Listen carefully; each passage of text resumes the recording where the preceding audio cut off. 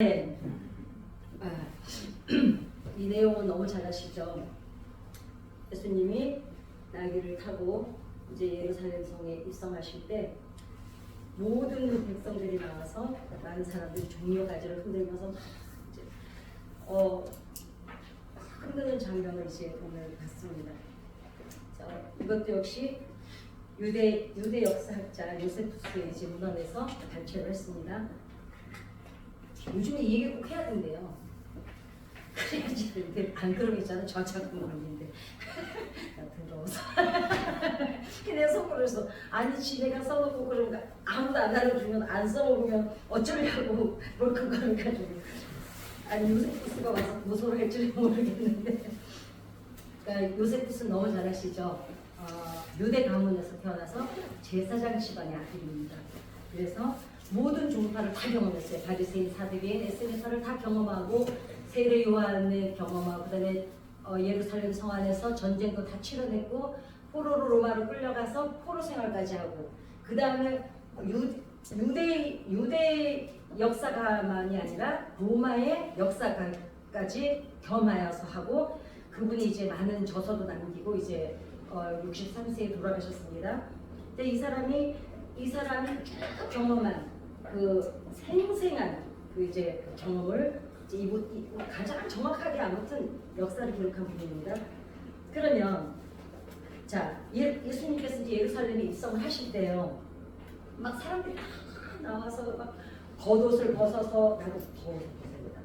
겉옷을 벗어서 막 땅에 깔고 막 흔들고 막 호산나 찬송하리로라 막 그 예수님을 막 환영을 하잖아요.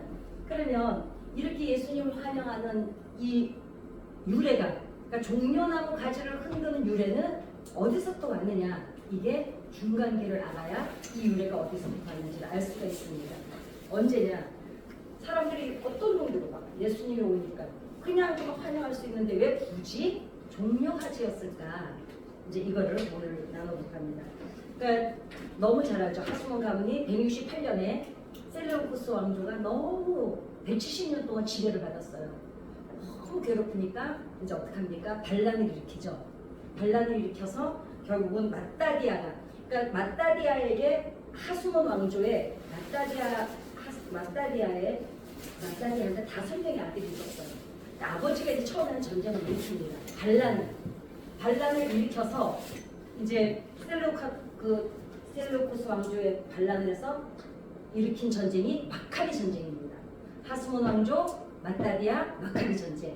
이 정도는 알아야 돼. 중간기를 정확히 아는 겁니다. 근데 이제 그러다가 마따디아가 죽어요. 그 다음에 그의 셋째 아들 유다 마카비가 전승을 합니다. 이어갔습니다. 그래가지고 어떻게 했냐면 승리를 해요. 그래가지고 예루살렘을 탈환을 합니다. 탈환을 해서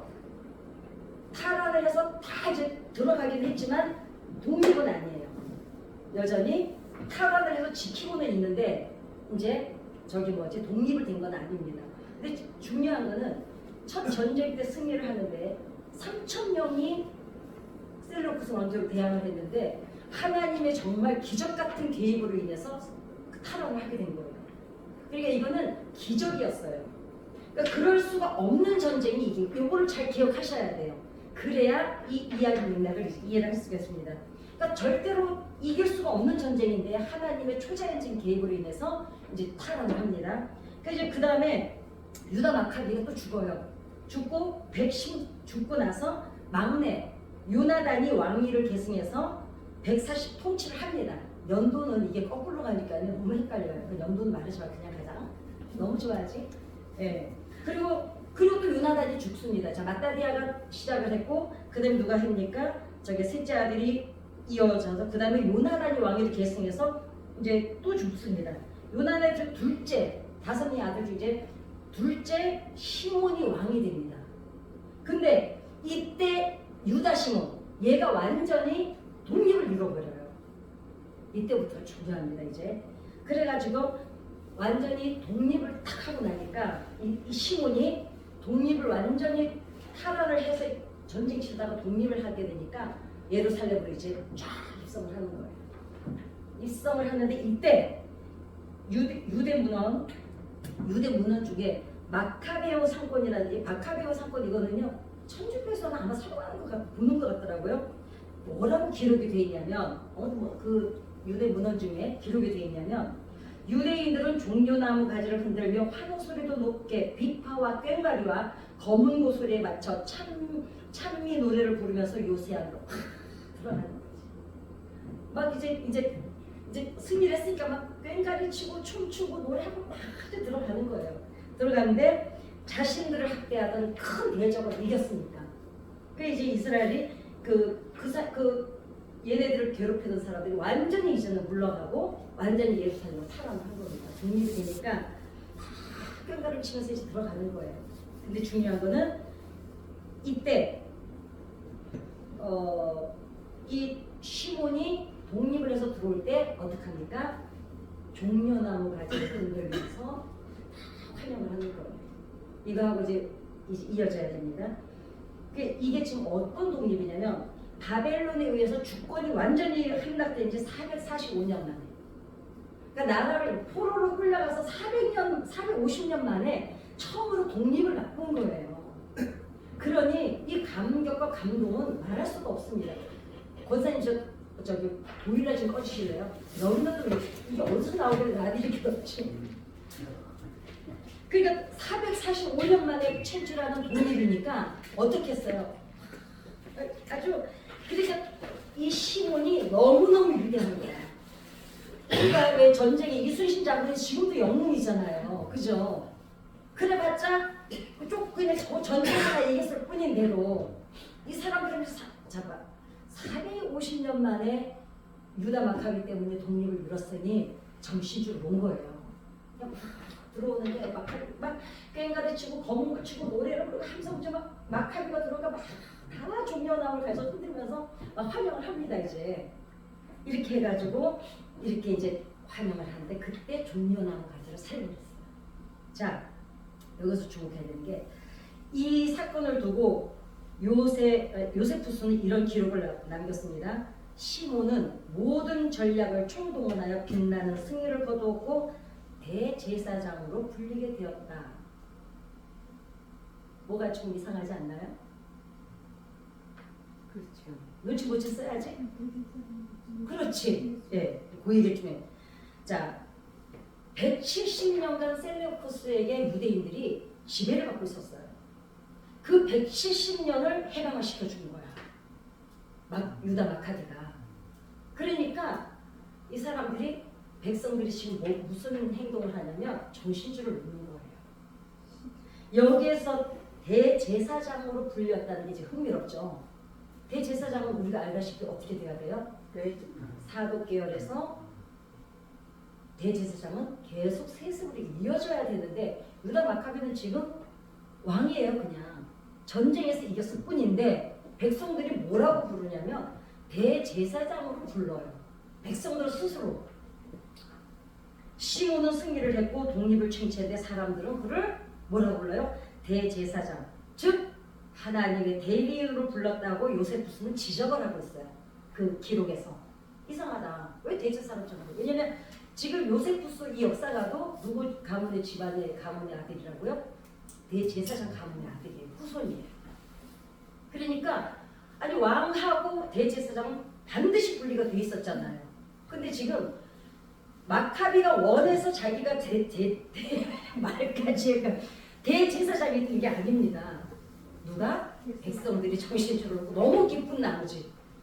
그러니까 뭐 400년, 450년 만에, 170년 만에. 그럼 왜 유다 마카비를 왜 이렇게 칭송을 했느냐?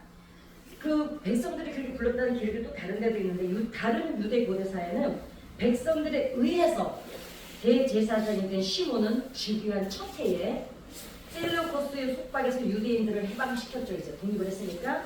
그 다음에 그들에게 뭐냐면 그동안에 조공을 바쳤어요. 그걸 바치지 않아도 된다고 허락을 하고. 그러니까 유대인들은 어때요?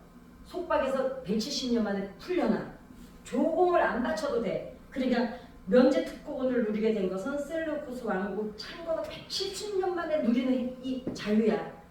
그러니까 정신줄을 놓으면 해요. 그죠? 그런데 그러니까 근데 여기서 더 나아갑니다. 이제 유대 백성들이 시몬을 유다 마카베가 아니고 시몬을 얼마나 그 존경하고 좋아했는지 그러니까 막 우상이 된 거예요. 그러니까 우리 장모님하고 나하고 뭔가 집을 계약을 해요. 개인 상호간에 어떤 개인 문서나 공공 기록, 그러니까 면사무소가 아니지. 이래서 있잖아, 나이가 나와 이 정도가. 요즘 면사무소 있나요? 아니지, 있네. 우리나 공이지. 저 시골인가? 깜짝이야. 근데 어느 정도냐면 우리들이 집을 사고 팔 때 계약을 할 때도, 그 다음에 동사무소 같은 데 서류를 낄 때도 밑에다가 뭐라고 썼냐면, 우리는 요즘 어디 동사무소만 지키잖아요. 거기다가 뭐라고 썼냐면 이렇게 썼어요. 유대인의 은인이요. 이제 김정은이랑 똑같은 거지. 거기도 그렇잖아요. 은인이요. 지배자예요. 스스로 이제 지배자라고 자기네가 불러줘요. 우리 지배해라. 그 다음에 시몬의 통치 원년에. 그러니까 계약을 하는데 장로님하고 내 이름을 쓰고 인감도장을 찍는 게 아니고 이 말을 써. 유대인의 은인이요. 지배자인 시몬의 통치 원년에 우리가 계약을 한다. 이럴 정도로 완전히 아주 막 시몬이 지금 이게 중요한 게 있어요. 하나님이 지금 없어졌어요. 그쵸? 하나님이 없어진 거예요. 그런데 자, 마카베 전쟁 때 하스몬 왕조 때 종파가 누구 생겼다고 그랬죠? 사두개인, 바리새인, 에세네파. 이 사람들은 지금 이 왕조 때 생겼습니다. 그러니까 요 정도는 알고 있어야지 신학성경을 읽어도 이 사람들이 발생이 어디서 됐는지는 있으니까. 셀레우코스를 지배를 받은 지 170년, 바벨론 함나 450만에 독립을 쟁취했으니까 뭐 충분히 이해는 해요. 막 종려가지고 흔들고 대제사장까지도 이해를 해. 그런데 이제 자기네가 스스로 목을 매서 내 목줄을 갖다 바친 거예요. 자, 삶의 전 영역에서 시몬을 은인이라고. 우리 은인이야지. 하나님은 없어요. 기르는 마음으로 살게 됐으니까 하나님이 초자연적으로 전쟁을 이기게 해서 시작이 됐잖아요. 탈환을 했고. 그랬는데 여기서 완전히 하나님은 사라지고 어떻게 됐습니까? 이제는 시몬이 하나님 자를 대신한 겁니다. 그러니까 이 집안에서 무슨 짓거리를 하기 시작해요? 이제는 대제사장을 매매하기 시작합니다. 여기서 또 타락해요. 그래가지고 하나님이 결국은 어떻게 합니까? 결국은 저 안티오코스 폼페이스 다 투입해가지고 결국은 그게 또 시작이 돼가지고 결국은 예수 그리스도는 멸망을 당하는 겁니다. 그런데 우리나라도 36년 만에 그때 독립했을 때 지금도 우리 독립유공자들 막 독립투사들 얼마나 존중합니까? 그러니까 이 사람들의 이 마음은 이해를 하지만 그래도 이제 정신줄을 여기까지 놓으면 그러니까 저는 그래요. 리더자들, 정치인들이 항상 잘못할 때 리더자들 욕할 필요가 없다. 그 사람들을 투표해서 뽑은 거는 우리니까. 그 사람들이 그래요. 정치인들의 수준이 여러분 국민의 수준이라는 게 맞습니다. 예, 우리는 여전히 근데 이게 어느 나라나 마찬가지예요. 뭐 미국도 그런데 선거할 때 보니까 거기도 이제 진영 논리, 뭐 자기 그 편갈리 다 있잖아요. 근데 우리나라는 미국도 그렇고 우리나라도 그렇고 유난히 보면은 더 심한 것 같아요. 아니 가족끼리도 그 막 정치 성향이 다르면 막 피비를 내다가 싸우잖아요. 저는요 시골교회 옛날에 한 20년 됐나 봐요. 갔는데 전라도 장로님들 출신 장로님, 경상도 출신 장로님 따로 앉아 있어요. 그때가 김대중 대통령이 될 때가 뭐 김영삼 대통령이 될 때인데 뭡니까? 우리는 무슨 당이라고요? 예수당이에요, 예수당. 그리고 엄밀히 따지면 여러분 정말 우리가 본질을 알아야 돼요. 우리를 하나님께서 이 땅에 보내시고 존재하게 하신 것은 하나님 나라의 복음이 전파되는 게 목적이고 하나님 나라를 이루는 게 목적이거든요. 그러면 후손에 대해서 우리가 반드시 옳은 것을 물려줘야 되는 책임이 있습니다. 우리 기분이나 사상이 아니에요. 그 잘못된 거 잘못됐다고 얘기해야 되고 잘못됐을 때는 내가 설령 이재명을 좋아하고 내가 설령 윤석열을 좋아해도 잘못하는 거를 말해주지 않으니까 더 나빠지는 거예요. 결국은 어찌 보면 지지자들이 그 사람들을 리더자들을 나쁘게 만들 수도 있다는 거 저는 누누이 정말 느낍니다. 물론 정치 얘기는 뭐 할 것도 없지만 우리는 그 예수당이라는 걸 잊어버리면 안 되니까 정신 똑바로 차려야 되는 거지. 얘네들이 무슨 꼴을 당하는지. 예.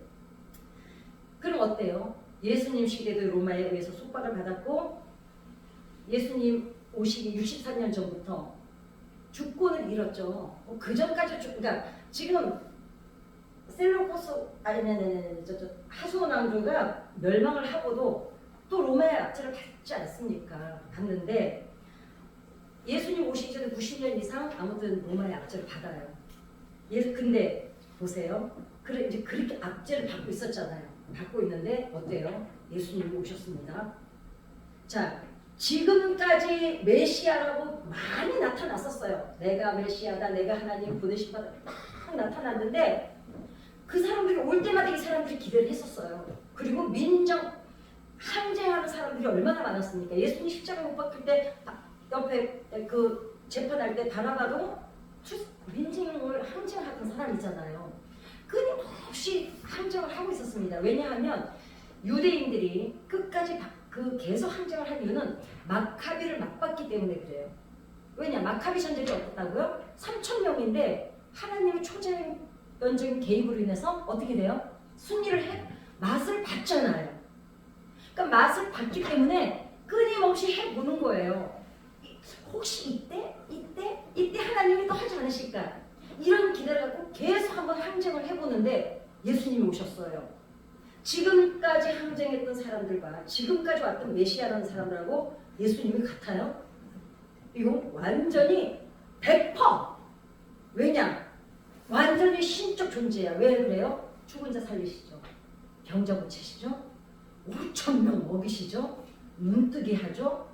그런데다가 그 전에 왔던 사람들은 이 상위권 이 사람들이 그 무시하는 이 민중들하고 맨날 어깨동무하고 같이 다니시고 얘네들 앉혀놓고 한사도로 설교하고 또 배고플까봐 먹여주고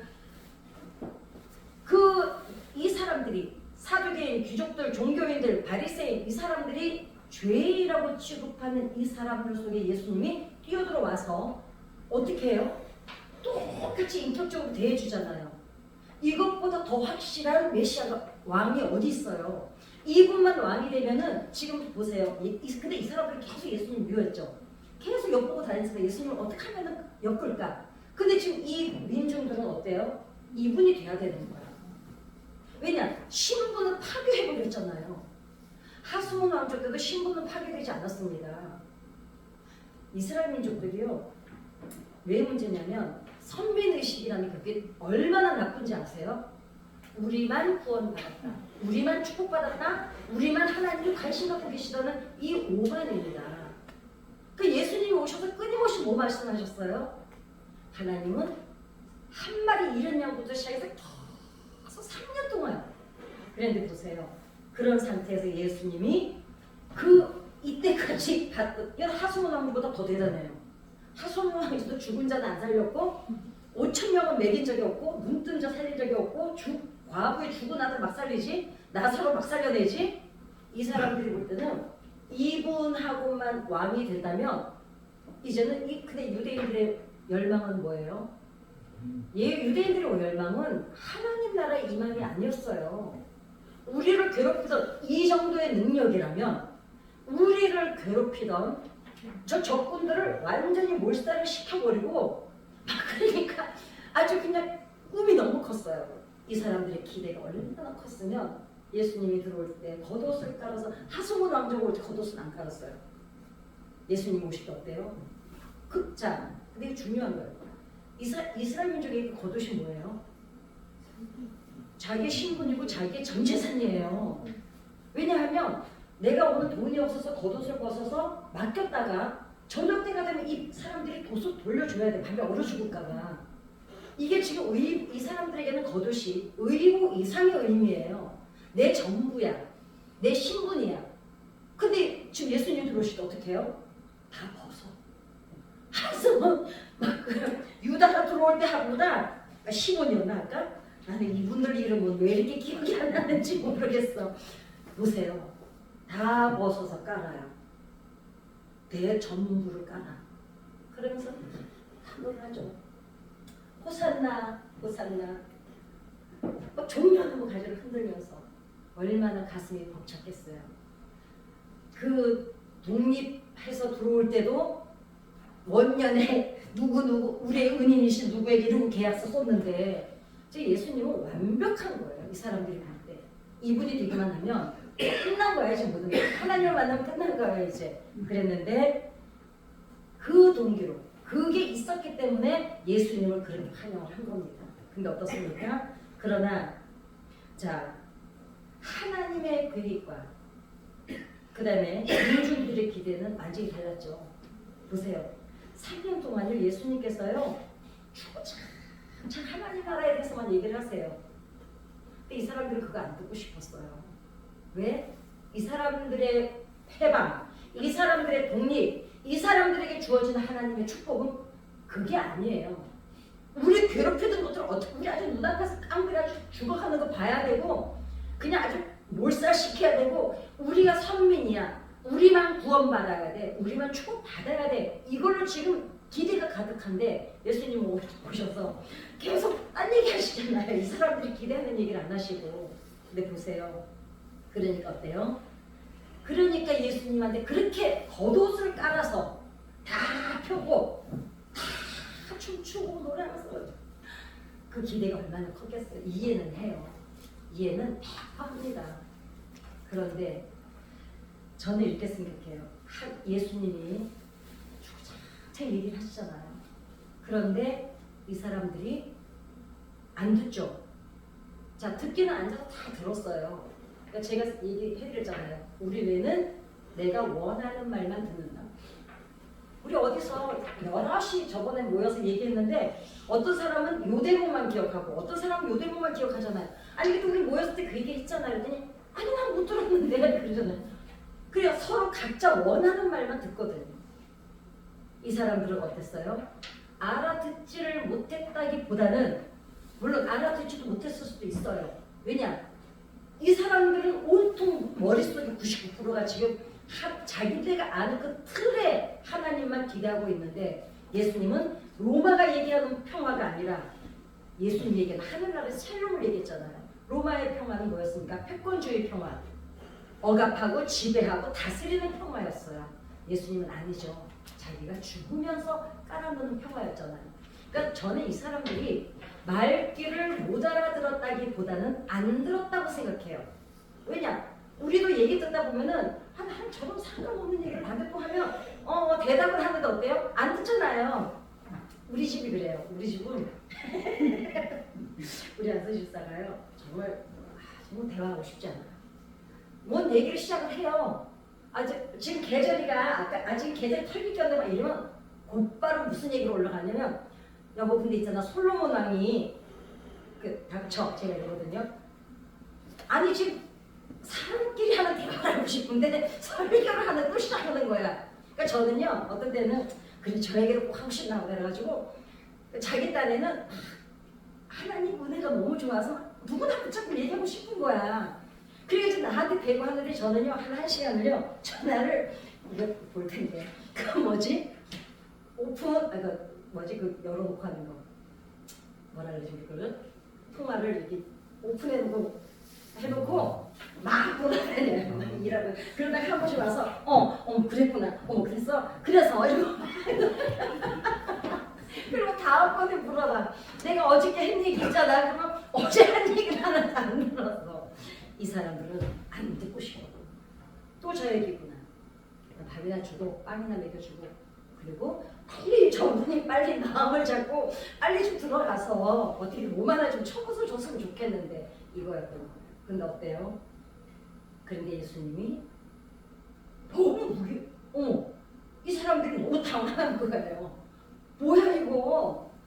그냥 체포돼서 매 맞고 침 뱉는 그러니까 어찌 보면 너무 참담했을 거예요. 자기네가 그렇게 기대는데 병정들이 얼굴에 침을 뱉잖아요. 이 사람들이 다 봐요 지금. 근데 예수님이 아무 말도 안 하고 당하잖아요. 어쩌면 이 사람들이 내가 볼 땐 너무 당황했을 것 같아요. 너무너무 무기력한 거야. 뺨을 때리는데 그냥 맞잖아요. 그러면 안 돼. 지금 이분이 맞잖아요, 그냥. 그리고 뭐래요? 너무너무 실망을 한 거예요. 채찍으로 맞는데 그냥 큰 소리도 내지 못하고 그냥 맞고 있잖아요. 그 수치, 모형, 모멸 다 당하고 있잖아요, 지금. 이 사람들이 똑같이 느끼는 거예요.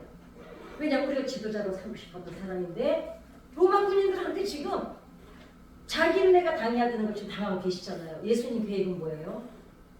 그게 우리 죄값을 치러내는 거였잖아요. 그러니까 하늘의 샬롬과 인간의 샬롬은 달랐던 거예요. 예수님은 그거 다 당하잖아요. 여러분, 우리가 사람들한테 침뱉음 같은 침을 딱 얼굴에 뱉지는 않았지만 살아오면서 때로는 침뱉음을 당한 것 같은 수치를 당할 때가 얼마나 있었을 때가 정말 저는 많았습니다. 어쩌면 내가 사람들 앞에서 따기는 안 맞았지만 따기 맞는 것 같은 그 수치심을 내가 인생을 살면서 느꼈을 때가 왜 없었겠습니까? 그거를 지금 예수님이 다 겪고 몸으로 다 풀어내고 계신 거잖아요. 근데 이 사람들 눈에는 어때요? 뭐야? 뭐래? 이렇게 된 거야. 그래서 어떻게 합니까? 그리고 예수님은 정치 관련도 안 했는데 거기다 또 죄까지 뒤집어 쓰네? 뭐야? 변호사 사서 언론 선임해가지고 아니라고 얘기를 해야 되는데 아니 반란도 안 했는데 또 거기다 반란죄까지 뒤집어 써가지고 죽네? 그러니까 이 사람들이 어떻게 해요? 이게 있어요. 화가 나기 시작한 거야. 막 분노가 그 기대가 너무 컸기 때문에 그 기대가 무너지면서 뭐가 와요? 분노가 일어나는 거예요. 제가 왜 분노가 일어날 수 있는지를 심리학적으로 얘기를 해드릴게요. 엄마가 아빠한테 늘 매를 맞던 걸 본 아들이 결혼을 하면 거의 100%는 아닙니다. 모든 것은 100%가 없어요. 아내를 폭행을 합니다. 그런데 이 심리를 들어가 보면 뭔지 아세요? 아내를 때리면서 이 아내가 미워서 때리는 게 아니에요. 야, 너도 덤벼봐. 또 때려요. 덤벼. 아내가 그냥 맞고 있으면 더 때려요. 그런데 아내가 확 덤벼들면 못 때려요. 그게 어디에서 뿌리가 오냐면 이 애가 어렸을 때 엄마가 맞으면 숨어요. 숨어서 그래도 무섭지만 엄마가 맞는 걸 다 봐요. 이 애가 처음에는 아빠 하지마 이런 마음이었다가 어느 순간은 화가 나기 시작해요. 엄마 왜 맞고만 있는 거야? 엄마도 때려. 애가 혼자 거기서. 근데 엄마가 무력하게 계속 맞고 있잖아요. 때리는 아빠가 미운 게 아니에요. 맞고 있는 엄마한테 화가 나기 시작하는 거예요. 왜 엄마는 맞고만 있는 거야? 그러면서 이 아이가 엄마를 무시하고 그러니까 엄마가 불쌍해. 양가 감정이 막 왔다 갔다 하는 거예요. 불쌍하고 안쓰럽지만 우리 엄마가 그 무력한 게 너무너무 싫은 거예요. 그러니까 아내를 때리면서 덤벼. 너 때려봐. 그걸 꼭 때려요. 근데 여자가 왕 하면은 거기서 오히려 해소가 되는 거예요. 우리 엄마가 아빠를 못 덤볐던 게 덤비잖아요. 저는 이 심정이라고 생각해요. 이 사람들이 화가 나는 거야. 예수님 분노가 일어나는 거야. 왜 당하고만 있는 거야? 왜? 자기네가 분명히 봤잖아요. 이걸 당하지 않아도 될 뿐인데 당하는 거예요. 그러니까 어때요? 십자가에 못 박으라는 거죠. 자, 이분이 반란자가 아니라고 누가 더 잘 알아요? 이 사람들이 더 잘 알아요. 그럼 십자가 처형은 누구만 당하는 거였어요? 정치적인 반란자들만 당하는 거였어요. 그런데 이 사람들이 정치적인 반란자가 아니라는 걸 뻔히 아는데 반란자가 당하는 십자가에 처형을 해달라고 그래요. 그러면서 누굴 풀어달라고 그래요? 바라바를 풀어달라고 합니다. 왜? 바라바는 그래도 우리를 위해서 대항이나 했거든요. 로마에. 그래서 이 사람들이 예수님을 버립니다. 근데 어쩌면은 그러면서도 기대하지 않았을까? 근데 죽어버리죠, 예수님이. 그러니까 다 터지죠. 십자가까지 박으라고 하면은 막판에 생각해보세요. 가룟 유다도 그 기대를 했던 거예요. 만약에 막바지에 몰리면 예수님이 분명히 능력을 받잖아요. 계속 3년 동안.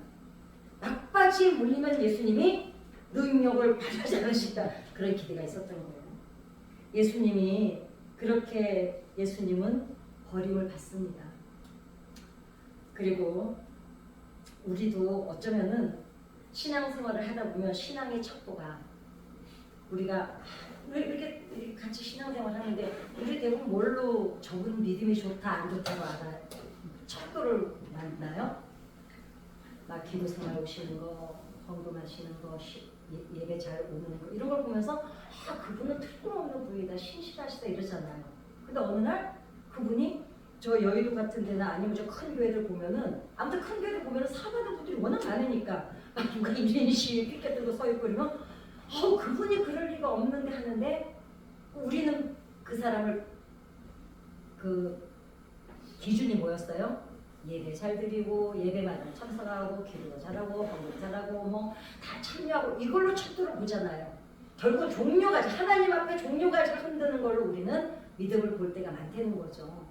그러나 어쩌면 우리가 어떤 하는 행위가 우리의 믿음의 척도는 될 수가 없다는 거죠. 왜냐? 이 사람들이 종료까지 다 흔들었잖아요. 예수님 오실 때 뭐 우리보다 예수님을 더 환영했어요.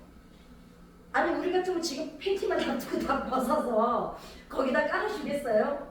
이 사람들 속옷 안 입는 거 아시죠? 속옷 하나 그 겉옷 하나 걸치고 다녔던 거예요. 그 옷을 걷어서 그러니까 자기 전부를 내어놓고 활용했던 거예요. 봉사의 크기, 넓이, 예배 자세, 말도 어머 할렐루야 나처럼 아이고 이것들 진짜 이렇게 하면 안 되고 막 찬양하는 모습, 기도하는 모습 근데 이게 사람의 그 믿음의 척도가 안 되진 않습니다. 왜냐면 그것도 안 하는 사람들이 더 많으니까. 그러나 본질 안에 정말 예수님이 말씀하시던 샬롬이 우리 안에 있는가? 아니면 민중들이 원하던 평화가 있는가? 그 평화 두 가지가 어느 것을 우리가 가까이 있는가를 알아야 될 줄 믿습니다. 그래서 사도 바울이 성령의 9가지 열매를 제시를 했죠. 근데 중요한 거는요. 하나님을 사랑하는 척도가 종료까지 나무를 흔드는, 그러니까 보여지는 게 척도가 되지 말고 뭐가 돼야 되느냐? 우리의 신앙생활을 하는 사람들이 교회에서 보여지는 종려나무 그 가지를 흔드는 그 척도가 아니라 세상에 나가서 내 삶의 현장에서 보여지는 그 모습이 바로 그리스도를 닮았냐 안 닮았냐의 척도가 돼야 된다는 거죠. 제가 항상 말씀드리잖아요. 내 신앙의 인격이 언제 나타나는가. 그러니까 내가 어떤지 나도 모를 때 있잖아요. 아무도 보고 있지 않을 때 내 모습이 바로 내 인격. 아무도 보지 않을 때 내 신앙생활의 모습이 내 신앙의 인격인 줄 믿습니다. 이 예수님이 그렇게 예루살렘에 입성하셔서 결국은 죽는 것으로 우리 죄를 대신하셨고 그리고 부활하신 것으로 영원한 샬롬, 하나님의 평화 그것을 몸소 실천하신 줄 믿습니다. 아멘.